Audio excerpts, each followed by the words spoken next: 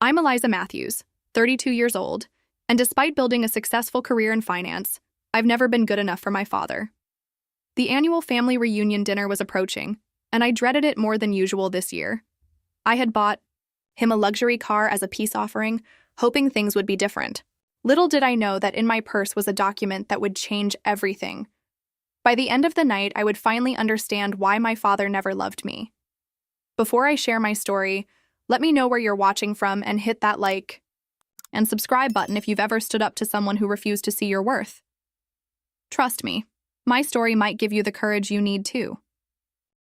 Growing up in an affluent Boston suburb, our family appeared picture-perfect to outsiders, but behind closed doors, things were very different.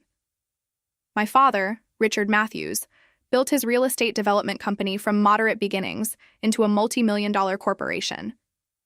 He valued success, status, and respect above all else, including family relationships. From my earliest memories, he was never the kind of father who attended school plays or helped with homework. Instead, he was the harsh critic who pointed out my B-plus grades should have been A's, who questioned why I wasn't chosen as team captain, who reminded me that second place was just the first loser. My mother, Caroline, was his opposite in many ways, warm and affectionate when he wasn't around, but she became a different person in his presence, almost shrinking into herself, never contradicting him, never standing up for us kids when his criticism went too far. It was a dynamic I didn't fully understand until I was much older, this strange power he held over her, the way her eyes would dart to him before she answered even simple questions about dinner plans or weekend activities. My siblings and I grew up within this complicated family structure. My older brother James was 3 years my senior and undeniably the golden child. He played football, made the honor roll, dated the right girls from the right families, and eventually followed our father into the real estate business after graduating from father's alma mater. Everything came easily to James, or at least that's how it appeared to me. He seemed to intuitively understand what would please our father, while I constantly guessed wrong. My younger sister Sophia, 2 years behind me, somehow managed to navigate the murky waters of our father's approval system better than I ever could. She wasn't the overachiever that James was, but she had a natural charm and an almost supernatural ability to read the room, to know when to speak and when to fade into the background. She became the family peacemaker, the one who could occasionally make father laugh when his mood darkened, the one who would slip into my room after particularly brutal criticism sessions to assure me that it wasn't as bad as it seemed. But for me, nothing was ever enough. I graduated top of my class in high school, secured a full academic scholarship to Cornell, while father pushed for me to attend his alma mater instead, seeing my choice as a rejection of his legacy. During college, I worked 2 part-time jobs, while maintaining my GPA, yet during breaks he'd question why I wasn't interning at more prestigious companies. After graduation, I refused his half-hearted offer to work at his company, knowing I'd never be seen as anything but a pity hire. Instead, I moved to New York City, with nothing but 2 suitcases and determination, sleeping on a friend's couch while applying to every financial firm I could find. When I finally landed an entry-level position at Goldman Sachs, his response was, "Let's see if you last a month." I did last, not just a month, but 8 years, working my way up without family connections or nepotism, fueled partly by passion but also by a desperate need to prove him wrong. Just last month, I'd received a major promotion to senior investment strategist, becoming the youngest person in the firm's history to hold the position. The salary bump was substantial, allowing me to finally buy my dream apartment in Manhattan and still have savings left over. It was with those savings that I made what I thought would be a grand gesture, purchasing a brand new Mercedes S-Class for my father for Father's Day.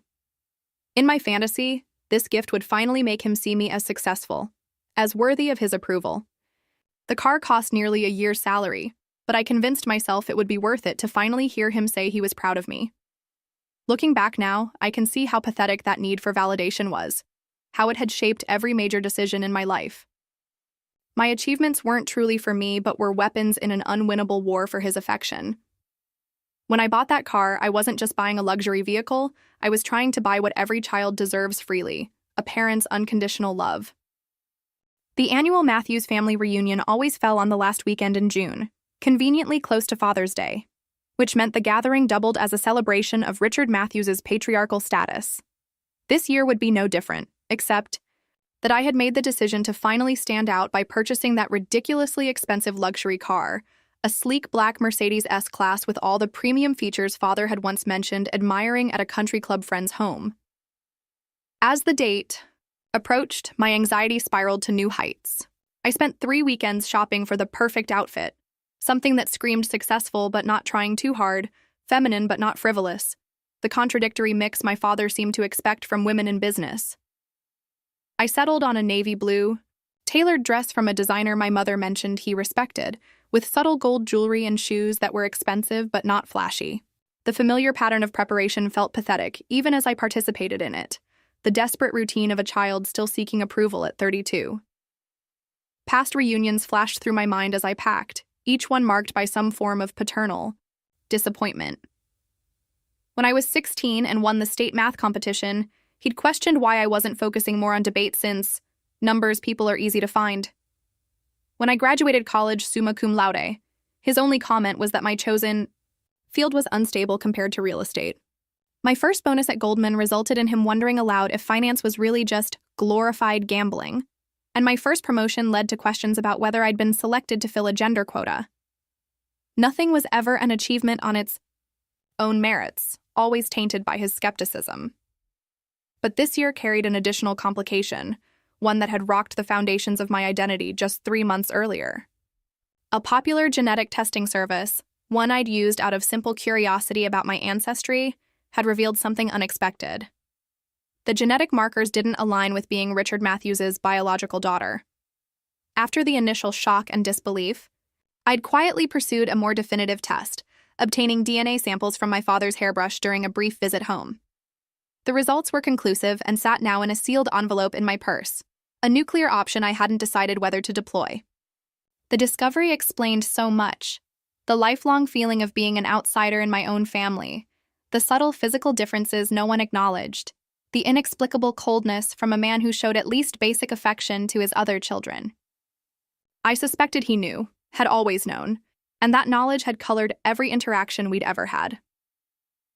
The day before the reunion, I drove the new Mercedes to my parents' suburban Boston home, having arranged for delivery to a nearby dealership. I'd planned the presentation carefully, arriving mid-afternoon when Mother would be at her garden club meeting, ensuring a private moment for this peace offering. My father answered the door in his usual crisp, business-casual attire, despite it being a Saturday, looking mildly annoyed at the interruption. "Eliza, you're early. The reunion isn't until tomorrow," he said, checking his watch as if I'd missed an appointment. "I know, Dad. I actually brought your Father's Day gift early and wanted to give it to you privately," I explained, heart pounding as I handed him a small box containing the car key with the Mercedes emblem clearly visible. He opened it with the polite, detached manner he reserved for obligatory gifts, his expression shifting to surprise as he recognized the logo. "Is this some kind of joke?" he asked, and I guided him to the front window, where the brand-new car sat gleaming in the driveway. His face registered genuine shock, followed by something almost like pleasure, but it faded quickly to his usual analytical expression. "This is excessive, Eliza. What are you trying to prove?" he asked, though he was already moving toward the front door, key in hand. "Nothing," I lied. "I got a big promotion, and I wanted to do something special for you." He circled the car, twice, examining it like he might a property investment, noting features, asking pointed questions about financing and insurance that felt more like an interrogation than gratitude. After a brief test drive where he commented on the steering being a bit loose despite the car's renowned handling, he parked it in the garage rather than leaving it in the driveway where guests might see it. His thanks were perfunctory, followed immediately by a comment that I must be doing well to waste money like this, effectively cutting the legs out from under my grand gesture. That evening, I called my best friend Taylor from my hotel room, fighting back tears as I recounted the cold reception. "You know what? Forget him," Taylor said with the righteous anger of a friend who'd heard too many similar stories. "Take the car back. He doesn't deserve it." I dismissed the suggestion, still clinging to hope that tomorrow would be different, that in front of others he might show appreciation, might finally see me. "Just promise me you won't show him that test," Taylor warned before hanging up. Not unless you're prepared for nuclear fallout. I promised, but the envelope remained in my purse, a secret weapon I both feared and couldn't quite relinquish. Sunday afternoon arrived with perfect June weather, sunny with a gentle breeze, as if the environment itself was conspiring to create the illusion of the perfect family gathering.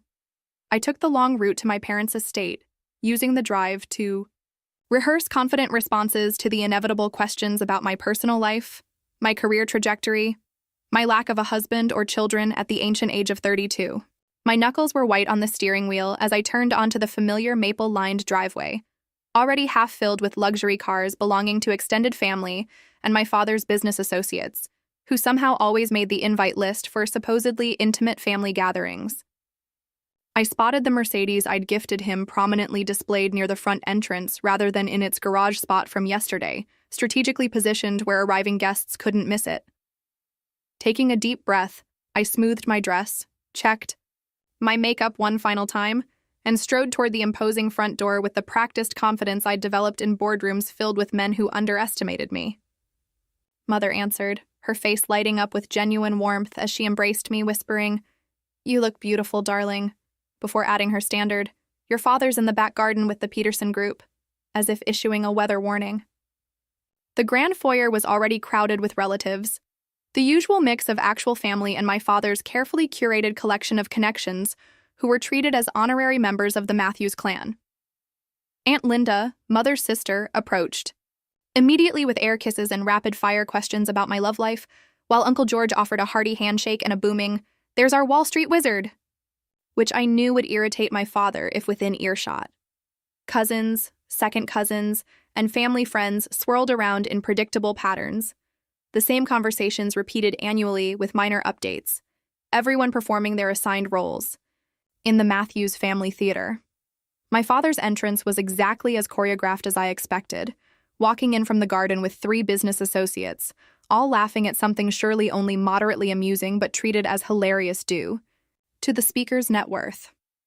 His eyes swept the room, acknowledging various guests with nods and brief greetings until landing on me. The flicker of recognition was followed by the briefest tightening of his lips before he nodded exactly as he had to distant relatives and walked toward Mother to murmur something in her ear. No particular greeting for me, his middle child, the daughter who had just gifted him an automobile worth more than most people's annual salaries. I pretended not to notice, engaged in conversation with my cousin Rachel about her medical residency, but the familiar sting of dismissal burned all the same. Mother materialized at my side moments later, touching my arm gently. "Darling, your father mentioned you brought a new car for him. How incredibly generous," she said, her eyes communicating a mixture of gratitude and concern about the extravagance.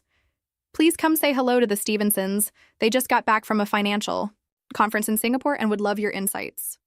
This was Mother's way, always running interference, creating social buffers, manufacturing reasons for interactions that should come naturally between family members. James arrived fashionably late, as was his custom, making an entrance with his perfect wife Rebecca and their 2 perfect children, receiving the warm paternal embrace I'd spent decades trying to earn. "Dad, the new car is insane. When did you decide to upgrade?" he asked, and I watched in disbelief as my father clapped him on the shoulder and responded, "Sometimes you need to treat yourself, son. Success has its privileges," with no mention of the gift or my contribution. Sophia intercepted me before I could process this blatant erasure, pulling me into a genuine hug that lingered just long enough to communicate her understanding. "I heard about your promotion." "That's amazing, Liz. Seriously groundbreaking," she whispered, using my childhood nickname that no one else used anymore. Her sincerity was a balm, but the contrast with our father's indifference only highlighted the disparity. As appetizers circulated carried by hired staff, I noticed my father leading a group of his business associates toward the front drive, gesturing animatedly. Through the large bay windows, I could see him showing off the Mercedes, opening doors, pointing out features, his face alive with a pride I'd never seen directed at me. "He's been doing that all morning," Sophia murmured, appearing at my elbow, with a glass of wine that I gratefully accepted. 3 separate tours for different groups of his cronies. "Mother told me you bought it for him." That was incredibly generous, Liz. I sipped the wine, watching as my father settled into the driver's seat, inviting one of his associates to experience the passenger-side luxury. Generosity wasn't my motivation, I admitted quietly. Just once, I wanted him to see me as successful, as worthy of notice. Pathetic, right? Sophia squeezed my arm. Not pathetic. Human. But Liz, you need to understand. She hesitated, choosing her words carefully. Dad will never give you what you're looking for. It's not because you don't deserve it, but because he isn't capable of it. Something in him is broken when it comes to you specifically. Her words hit with surprising force, not because they were new information, but because hearing someone else acknowledge the dynamic I'd experienced my entire life made it suddenly painfully real in a way my private thoughts never had. The weight of the paternity test in my purse seemed to double, the sealed envelope a ticking bomb I both wanted to detonate and desperately hoped to contain. The hour before dinner unfolded with the predictable rhythm of Matthew's family gatherings, everyone migrating to the formal living room with its uncomfortable antique furniture and aggressively tasteful decor selected by Mother, but approved by Father in the only domestic domain where his opinion reigned supreme. I positioned myself strategically on a window seat, slightly removed from the main conversation circle, nursing a second glass of wine and observing the familiar family dynamics. With newfound clarity, the knowledge of my genetic otherness creating an almost anthropological detachment.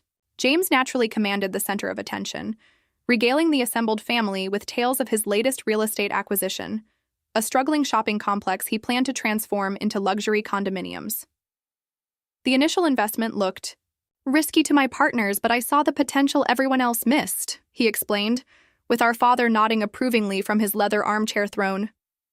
That's the Matthews instinct, Father interjected proudly. Seeing opportunity where others see failure. It's in the blood.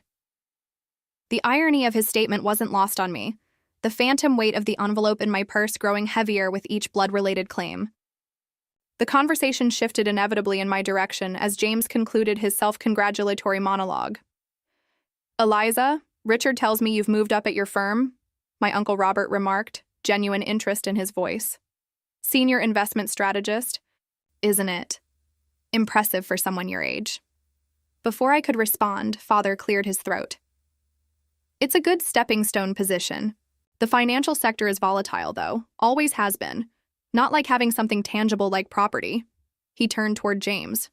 Real assets withstand market fluctuations. They persist through generations. The familiar dismissal stung despite my anticipation of it. The calculated pivot back to James and real estate.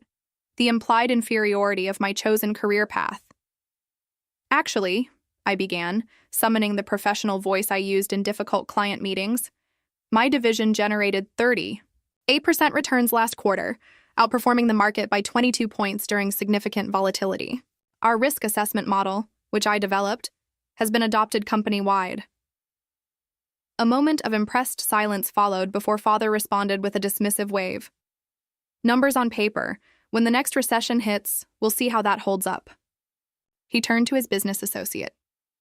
Henry, speaking of property values, what do you think of the zoning changes in the Cambridge corridor? I excused myself to refresh my drink, encountering Sophia in the hallway as she returned from checking on her husband, who was watching the children in the backyard. Don't let him get to you, she whispered, squeezing my arm. I heard about your model from Michael's cousin who works in finance. It's apparently revolutionary. Her validation warmed me even as I realized how pathetic it was to still crave such approval. As I approached the bar setup in the dining room, I overheard Father's voice drifting from his adjoining study, the door slightly ajar. The car? Yes. Quite an upgrade from the old model. When you work hard and build something from nothing like I have, you earn these luxuries. The male voice responding belonged to Walter Peterson, Father's longtime business rival and sometimes ally. Richard, you old dog, always the modest one. Your daughter Eliza mentioned she bought it for you when we chatted earlier. Said something. About her promotion. Sounds like she's making quite a name for herself in New York. A brief silence followed before Father's response, each word precisely chosen. Yes, well, the girl has always been desperate for attention. Truth is, her success comes from the opportunities I provided.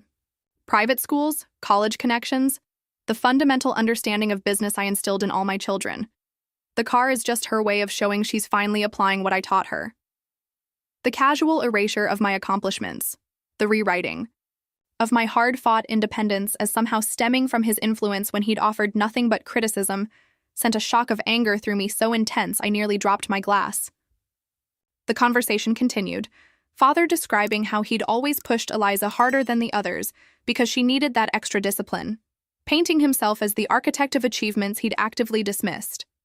I retreated before being discovered, anger churning into a cold, clarifying fury.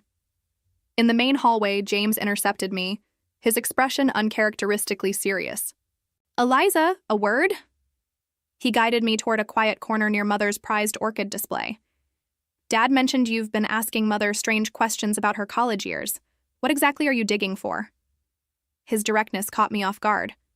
In truth, after the DNA test, I had casually inquired about Mother's life before marriage, fishing for clues about possible relationships, but I'd thought my questions sufficiently subtle.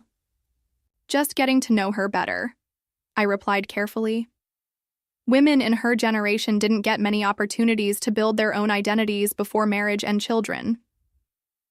James studied me with our father's analytical gaze, the family resemblance, striking in ways that now felt like further evidence of my exclusion. Look, whatever you're doing, whatever point you're trying to make with extravagant gifts and probing questions, just stop. The family has a certain order, a harmony. Don't disrupt that with whatever crisis you're manufacturing. His condescension was so perfectly echoed from Father that I almost laughed. Harmony? Is that what you call this toxic hierarchy? This system where one person's accomplishments are celebrated while another's are undermined? I'm not manufacturing anything, James. I'm just finally seeing clearly. He stepped closer, voice lowered to avoid attention. Dad has built everything we have. The Matthews name means something because of him. Your fancy job in New York, your trendy apartment, it all stems from the foundation he created. Show some respect and gratitude for once. Before I could respond, our cousin Rachel approached, seeming to sense the tension. Everything okay over here? Aunt Caroline is looking for both of you. I think dinner is about to be announced. James plastered on his public smile, the perfect son persona slipping seamlessly back into place. Just catching up with my little sister. Business talk, nothing important. As he walked away, Rachel touched my arm gently. You know, my mom always says your father plays favorites like it's an Olympic sport he's determined to medal in. For what it's worth, I think what you've accomplished on your own is pretty incredible. Her quiet support nearly broke my carefully maintained composure.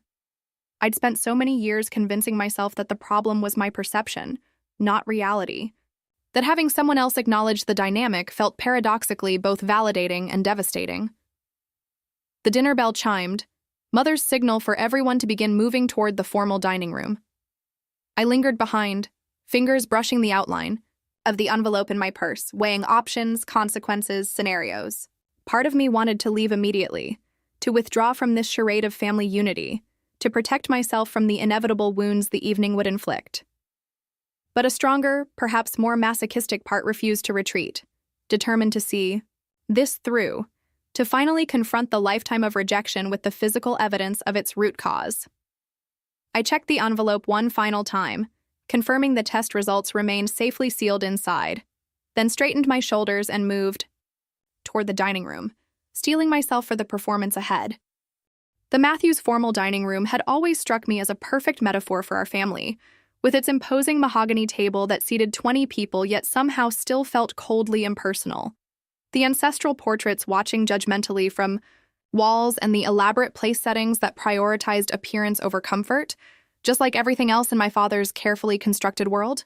Mother had outdone herself with the table arrangements, crystal glasses catching light from the chandelier, fresh flower centerpieces spaced precisely, name cards in perfect calligraphy assigning each guest their predetermined position in the family hierarchy. I found my card predictably far down the table, seated between Cousin Rachel's husband, whom I'd met perhaps twice, and one of Father's younger business associates, safely distanced from any meaningful conversation. James and his family occupied the prime positions near Father at the head of the table, with Sophia and her husband serving as buffers between the inner circle and lesser relations. Mother sat at the opposite end, her position a perfect illustration of her role in the family, technically equal but separated by the expanse of the table, connected yet distant. The first course arrived with military precision, waitstaff placing, delicate appetizers of seared scallops with microgreens before each guest simultaneously. Father rose, wineglass in hand, commanding immediate silence without requiring a word. "Welcome, family and friends, to our annual reunion," he began with practiced charm, his public persona polished to a glossy shine. "Each year, I'm reminded how fortunate I am to have built not just a successful business, but a legacy embodied by my family." His gaze swept proudly over James, who nodded appreciatively, then Sophia, who smiled demurely, before sliding past me as if I occupied the same visual plane as the wallpaper. "A special welcome to the Peterson Group joining us this year," he continued, acknowledging his business associates. "When surrounded by success, one naturally attracts more of the same."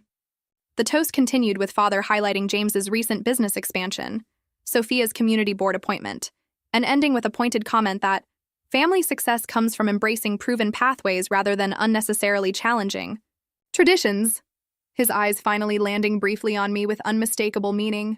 As the meal progressed through 5 elaborate courses, Father directed conversation with subtle cues and direct questions, ensuring topics remained within his preferred domains of real estate markets, local politics where he held influence, and occasional sports discussions that inevitably highlighted James's former athletic achievements. When Mother gently attempted to mention my recent promotion during a lull, Father smoothly intercepted. "Speaking of financial markets, Henry, what's your take on the Fed's latest signals?" Effectively erasing her effort without acknowledging it had occurred. By the fish course, the familiar pattern had fully emerged, with Father periodically lobbing pointed questions in my direction, each designed to undermine rather than engage. "Eliza, your firm handles primarily domestic investments, correct? Limiting, isn't it, given the global expansion opportunities? Or, I understand your promotion came after the Davidson account. Fortunate timing that James was able to introduce you to William Davidson at last year's charity gala." Each comment carefully constructed to reframe any success as either limited in scope or dependent on family connections I had actively avoided using. I maintained the pleasant, professional demeanor I'd perfected in hostile boardrooms, refusing to show the emotional reaction he seemed determined to provoke. "Actually, Father, our international division integrated my risk assessment model last quarter, and the Davidson account came through a blind pitch competition, no introductions involved. My corrections were delivered with practiced lightness, though I noticed Sophia's sympathetic wince at each exchange, the familiar family dance painful in its predictability. The main course arrived, an unnecessarily elaborate beef Wellington that required all attention for several minutes, providing brief respite from the conversational minefield. Father used the opportunity to open another bottle of prohibitively expensive wine, his consumption steadily increasing throughout the meal, a concerning pattern that Mother tracked with nervous glances. James leaned over to mutter something in Father's ear, receiving a dismissive wave in response. As coffee and dessert were served, Father's attention swung back in my direction, alcohol having eroded what minimal filters he typically maintained. "Eliza, Richard tells me you're still single," commented Mrs. Peterson with well-meaning interest. "Such a beautiful, accomplished young woman. The men in New York must be intimidated." Before I could formulate a polite response about prioritizing career advancement, Father interjected. "Eliza has always been focused on proving something rather than building something," he said, swirling his bourbon contemplatively. "Some people chase accomplishments to fill other voids. Family requires compromise, something the Matthews women have traditionally understood better than she has." The casual cruelty landed with practiced precision, implying my professional success was compensation for personal failure rather than an achievement in its own right. Mother's sharp intake of breath was audible even from my distant table position. "Richard," she began with uncharacteristic firmness, but he continued as if she hadn't spoken. Perhaps if Eliza had shown more interest in suitable matches I introduced over the years rather than dismissing them as boring or conventional, she wouldn't be facing her 30s alone. Each word was carefully selected for maximum impact, The public dissection of my personal choices presented as paternal concern rather than the hostile critique it truly was. The familiar pressure built behind my eyes. The childhood urge to flee from the table, fighting against adult determination to maintain dignity. I took a measured sip of water, noting with detached interest that my hand remained steady despite the emotional turbulence beneath. "I appreciate your concern for my personal fulfillment, Father," I responded evenly, drawing on every negotiation technique I'd ever learned. "But as you've often emphasized, Matthew's focus on results, and my results speak for themselves." A tense silence fell over the table, relatives who had witnessed similar exchanges over the years studiously examining their dessert plates while Father's business associates shifted uncomfortably, suddenly very interested in the architectural details of the ceiling. The pressure in my chest expanded with each heartbeat, the culmination of a lifetime of these moments, these public humiliations thinly disguised as family concern, these careful erasures of my personhood and achievements. The envelope in my purse seemed to pulse with potential energy, a nuclear option I had promised myself and Taylor I wouldn't deploy. As waitstaff cleared dessert plates, I realized with perfect clarity that the current path was unsustainable, that continuing to seek approval from a man genetically programmed to withhold it was a form of self-destruction I could no longer afford. As coffee cups were being refilled and brandy offered to conclude the elaborate meal, Father pushed his chair back slightly, a signal universally understood by the gathered family as preparation for one of his impromptu speeches, a tradition that had evolved over years of Matthew's gatherings. The anticipatory silence fell immediately, conversations halting mid-sentence, silverware carefully placed down, all attention reflexively turning toward the patriarch. Father stood, brandy snifter in hand, his expression taking on the benevolent authority he reserved for these moments of public performance. "Before we disperse to the garden for our annual family photograph," he began, voice carrying that particular timbre of someone accustomed to commanding rooms, "I'd like to take a moment to express my pride in what the Matthews family continues to build together." He gestured expansively, including the business associates as honorary members of this supposed dynasty. "A family is much like a business, enterprise, requiring vision, leadership, and participants who understand their roles in creating collective success." His gaze swept the table in that practiced way of appearing to make eye contact with everyone while actually connecting with no one. "As I look around this table, I'm reminded of how fortunate I am to have children who contribute to the family legacy in meaningful ways." He turned toward James, raising his glass slightly. "James, your business acumen continues to impress not just me, but the entire Boston development community. The Riverside project represents exactly the kind of bold, forward-thinking approach that distinguishes Matthews projects from lesser ventures. You've not only embraced the lessons I've taught you, but you've elevated them." James nodded with practiced humility that barely concealed his satisfaction, the golden child receiving his expected due. Father then shifted toward Sophia, his expression warming further. "And Sophia, your grace in balancing family responsibilities with community leadership shows remarkable maturity. Your work with the Children's Hospital Board has brought genuine prestige to the Matthews name, reminding us all that true success includes giving back. Your mother and I couldn't be prouder of the family you're raising and the values you represent." Sophia's smile was genuine, if slightly uncomfortable with the spotlight, always more comfortable facilitating others' recognition than receiving her own. I braced myself for what would inevitably come next, the careful omission, the pointed silence where my name should be, the practiced technique of praise by exclusion that would communicate volumes to everyone present without requiring explicit criticism. What happened instead was somehow worse. Father's gaze finally landed on me, the slight narrowing of his eyes betraying the calculated nature of what would follow. "As I reflect on my children's accomplishments," he continued, voice modulating, to what others might mistake for thoughtfulness rather than the prelude to attack it actually signaled, "I'm struck by how differently success can be defined." He took a deliberate sip of brandy, the theatrical pause allowing tension to build. "I'm proud of all my children," he announced, raising his glass higher, and for a suspended moment, I felt a ridiculous flutter of hope, quickly extinguished by his continuation, except for the loser sitting at the table. The words landed with precision cruelty, followed by a beat of shocked silence before uncertain laughter rippled through the guests, most assuming this must be some inside family joke rather than the public evisceration it actually was. I felt blood rush to my face, then drain away completely, leaving a cold numbness as every eye at the table turned toward me with expressions ranging from embarrassment to pity to morbid curiosity.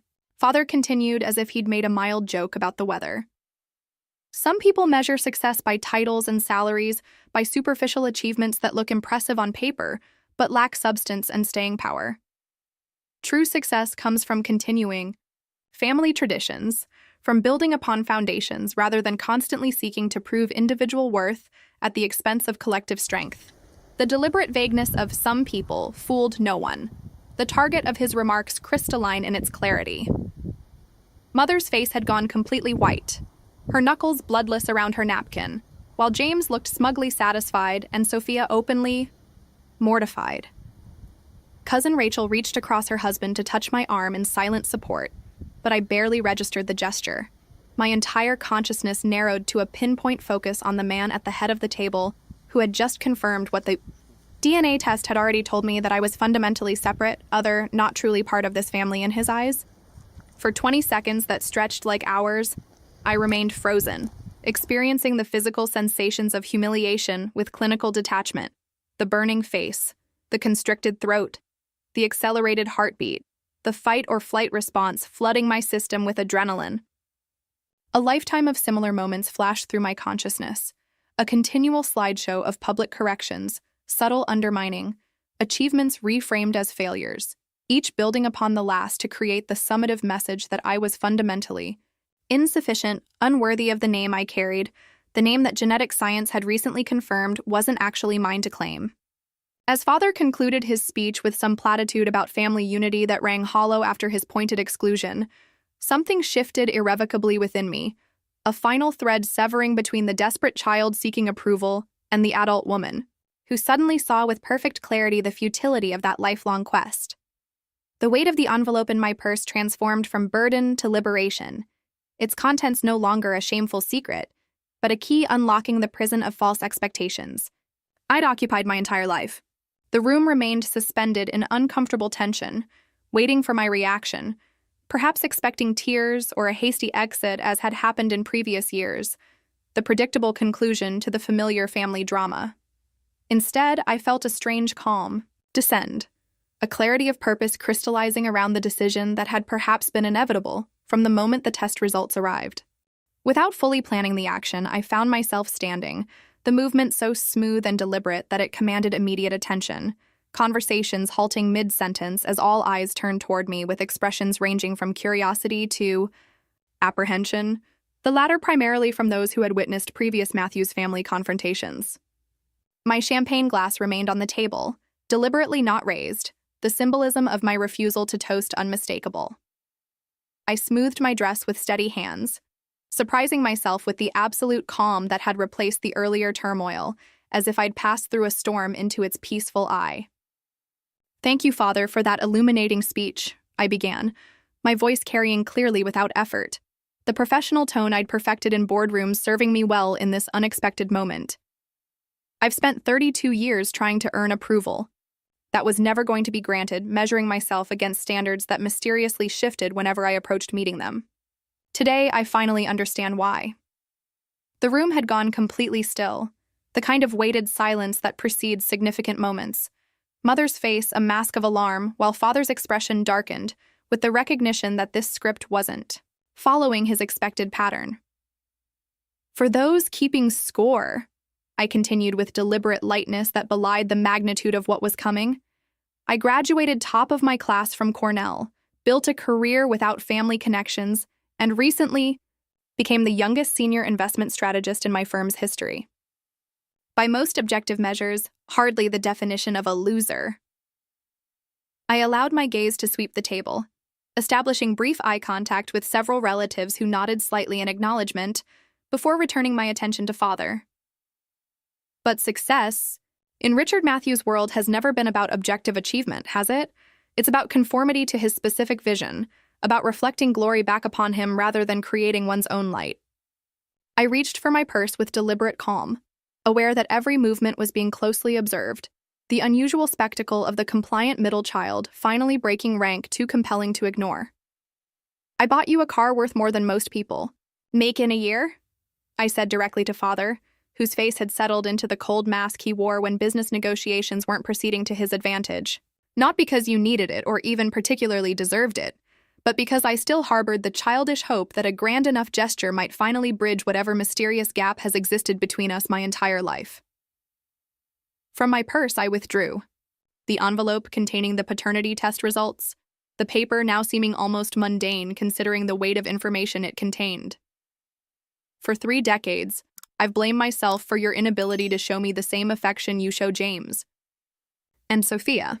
I've twisted myself into countless shapes trying to become whatever would finally earn your approval, never understanding that the problem wasn't in my actions but in my DNA.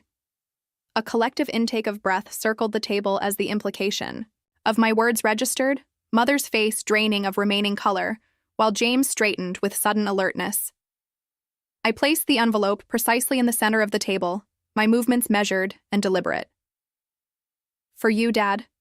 Happy Father's Day," I said with quiet finality, infusing the paternal title with all the irony the moment deserved. Without waiting for a response, I turned and walked from the dining room, back straight, pace unhurried, preserving the dignity that had been systematically stripped from me throughout the evening.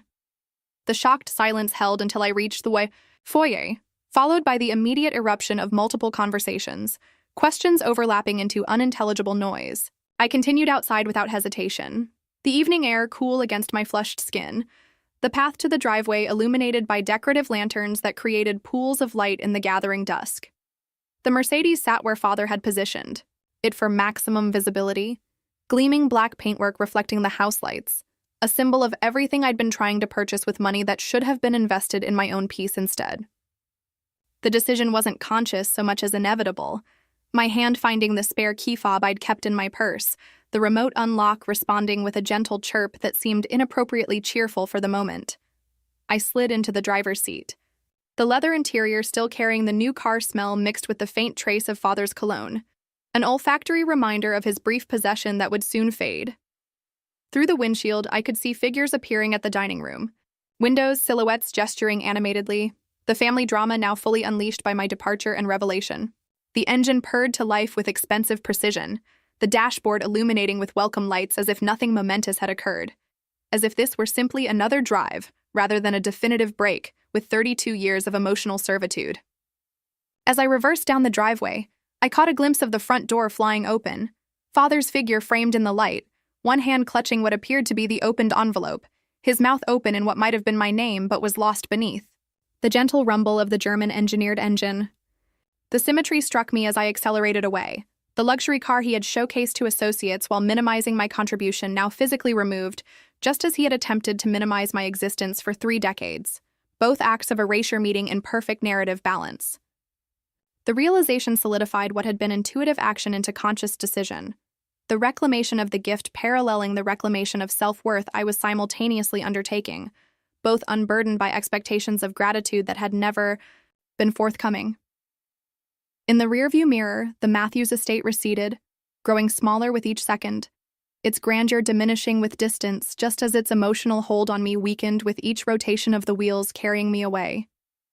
The lightness spreading through my chest wasn't happiness exactly, too complex and bittersweet for such a simple label, but rather the unfamiliar sensation of freedom, of choices suddenly unconstrained by the gravitational pull of paternal approval that had distorted my orbit for as long as I could remember. The Mercedes responded with quiet precision as I navigated away from the neighborhood of my childhood, each turn creating further distance between the person I had been 30 minutes ago and whoever I was becoming now. I made it almost to the highway entrance before the first call came through on my cell phone, Sophia's name flashing on the dashboard display, followed in rapid succession by James, Mother, and several cousins, the digital evidence of chaos left in my wake. I silenced the ringer, but didn't turn the phone off completely, some part of me needing to witness the fallout even if I wasn't ready to engage with it directly. As I merged onto the highway headed toward Boston proper rather than back to New York, I allowed myself a single glance in the rearview mirror, just as a male figure I recognized as my father rushed into the street behind me, his normally composed face contorted in an expression I'd never seen before, something beyond anger into territory I couldn't immediately identify. The distance was too great to hear his voice, but I didn't need audio to recognize the scream from his body language alone, arms raised overhead in a gesture of such primal emotion that it momentarily rendered him unrecognizable as the controlled patriarch who had engineered decades of emotional manipulation. The image burned into my memory as I accelerated away, a visual representation of the seismic shift that had just occurred, the carefully constructed family narrative cracked beyond repair by 3 pages of scientific data and 1 moment of absolute clarity. By the time I checked into a downtown Boston hotel 30 minutes later, my phone displayed 17 missed calls and 29 text messages, the digital equivalent of the explosion I detonated before walking away. I placed the room key on the desk, kicked off my heels, and finally allowed myself to review the communications, starting with Sophia's texts, which progressed from confusion. What just happened? What was in that envelope? To concern, Liz, please call me, everyone's freaking out. To information. Dad is saying insane things, Mom locked herself in her room, James is threatening legal action about the car. Mother's voice messages began composed but rapidly deteriorated. The first, a gentle, Eliza, please call home when you get a chance, evolving into her 5th message where her voice cracked with emotion. The test can't be right. There must be some mistake. Please come back so we can discuss this as a family. James had limited himself to 2 texts, both threatening legal action if I didn't return Dad's property immediately and retract your disgusting accusations. The contrast between my siblings' responses was unsurprising, their reactions perfectly aligned with the roles they'd always played in the family dynamic. I sat on the edge of the hotel bed, phone in hand, the physical and emotional distance from the reunion already allowing me to process events with surprising clarity. The paternity test had confirmed what some deep, intuitive part of me had perhaps always known, that Richard Matthews wasn't my biological father, that the emotional distance he'd maintained throughout my life stemmed from knowledge he'd carried, but never acknowledged. I had obtained the test on impulse after discovering through a recreational genetic testing service that my supposed paternal genetic markers didn't align, the initial shock giving way to a strange sense of explanation. For a lifetime of felt otherness within my own family, now that the information was public, the carefully maintained family image was disintegrating in real time, decades of pretense collapsing under the weight of scientific fact. The most revealing response came nearly 2 hours later, after I had showered and changed into clothes from the overnight bag I'd packed in case the reunion became unbearable, a preparation that now seemed prescient. My phone rang with Sophia's number, and something in me needed to hear at least one family member's voice to confirm that the earthquake I'd triggered had actually occurred in the external world and not just within my own consciousness. Liz. Sophia's voice was hushed, suggesting she was calling from somewhere private within the house still filled with extended family. Are you okay? Where are you? The genuine concern in her tone nearly undid my hard-won composure. I'm safe. I answered noncommittally. What's happening there? She exhaled heavily. Chaos. Complete meltdown. After you left, Dad opened the envelope at the table in front of everyone, read it for like 30 seconds, then started shouting for Mom. She took one look at it and went completely white. They disappeared into his study for maybe 10 minutes, while everyone just sat there in shocked silence, and then Dad came storming out looking for you, saw the car was gone, and just lost it completely. I've never seen him like that, Liz. Never. The clinical description of events helped me maintain emotional distance, treating the situation almost like a business case study rather than my actual life imploding. And Mother? I asked, dreading but needing to know. She's locked herself in their bedroom, won't talk to anyone, not even James. The guests all left pretty quickly after that, as you can imagine. Dad's been making phone calls in his study for the last hour, and James is talking about some kind of injunction about the car, which honestly seems like the least important issue right now. She paused, lowering her voice further. Liz, is it true? The test results? Are they real? The question carried no judgment, only genuine desire to understand, so characteristic of Sophia's mediating nature. Yes, I confirmed simply. I had It done after a genetic service flagged inconsistencies. Richard Matthews is not my biological father.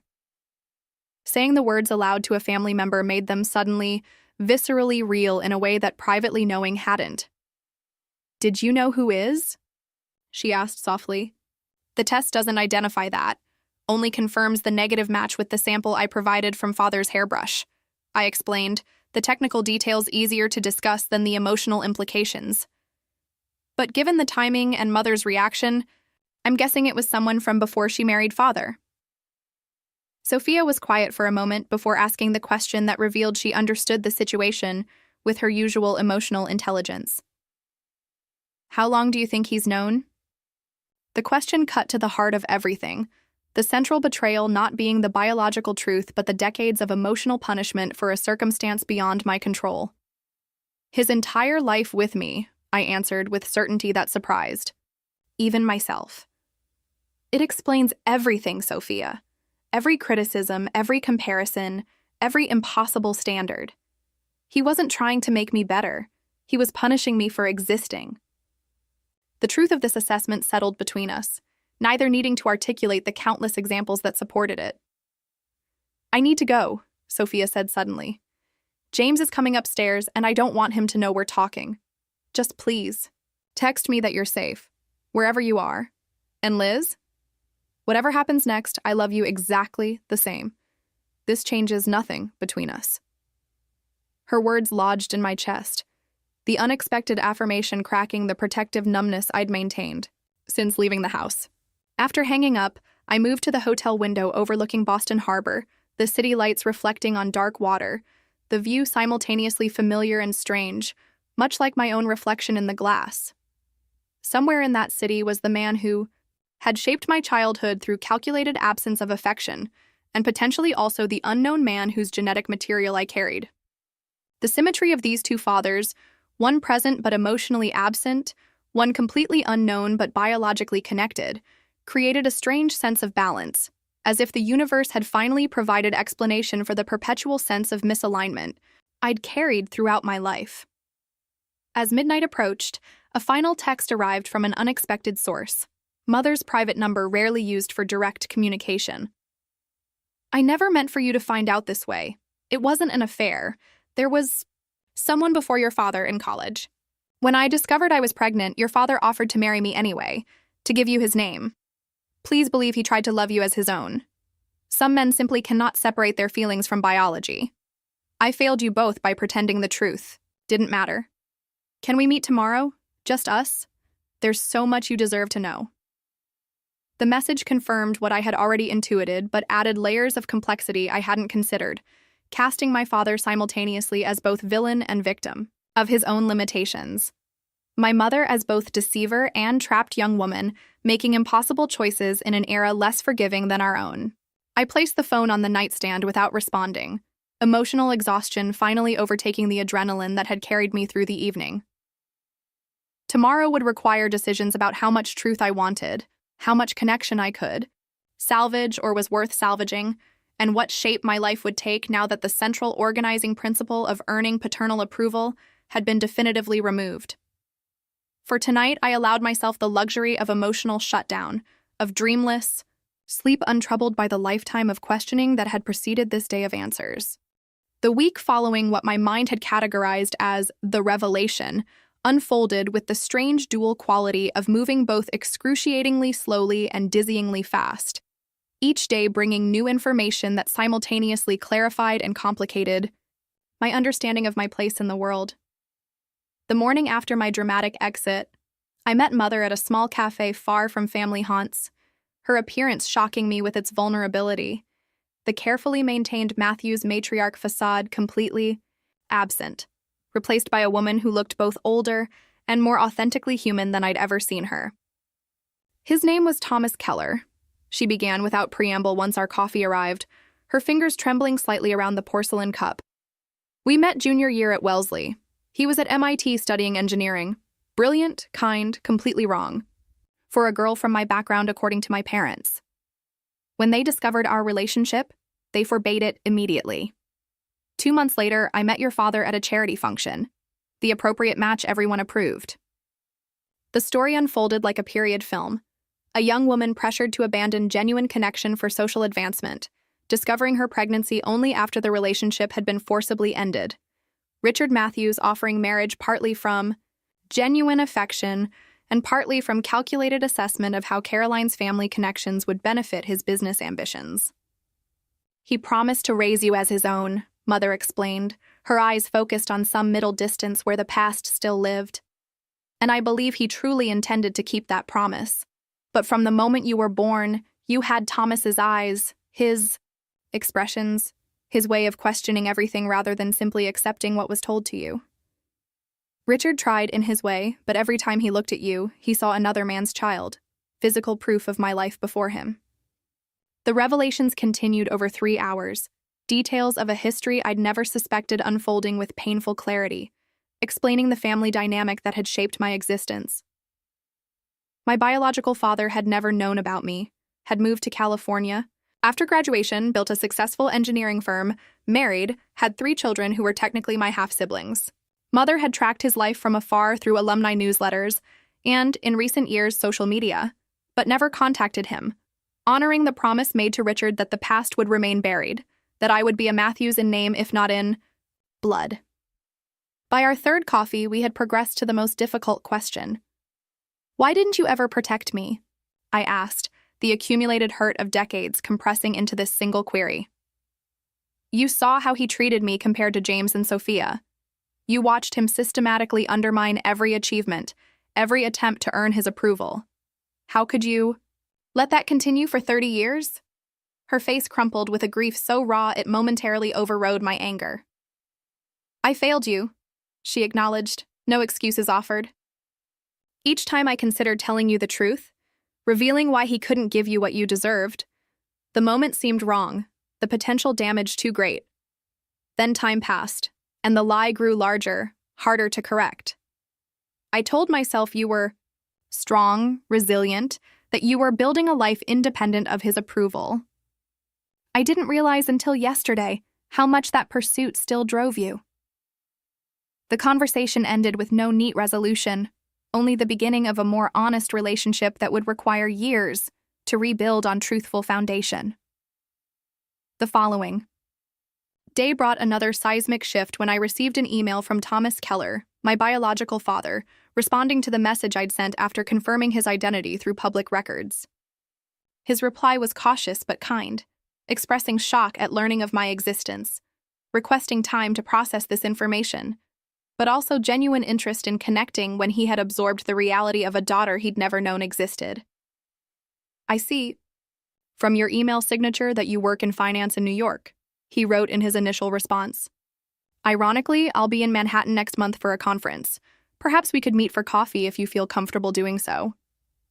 The simple acknowledgement of my professional identity without qualification or comparison operated like a balm on raw emotional wounds, the neutral respect of his tone suggesting possibilities for connection untainted by the complex Matthews history. While these personal earthquakes reshuffled my understanding of family, the professional world continued turning with pragmatic indifference to my existential crisis. My boss called midweek with questions about a client presentation, the normalcy of work discussions providing surprising comfort amid personal chaos. The Richardson account needs your risk assessment model explained in person, she informed me. They're specifically requesting you by name, Eliza. Your reputation is growing.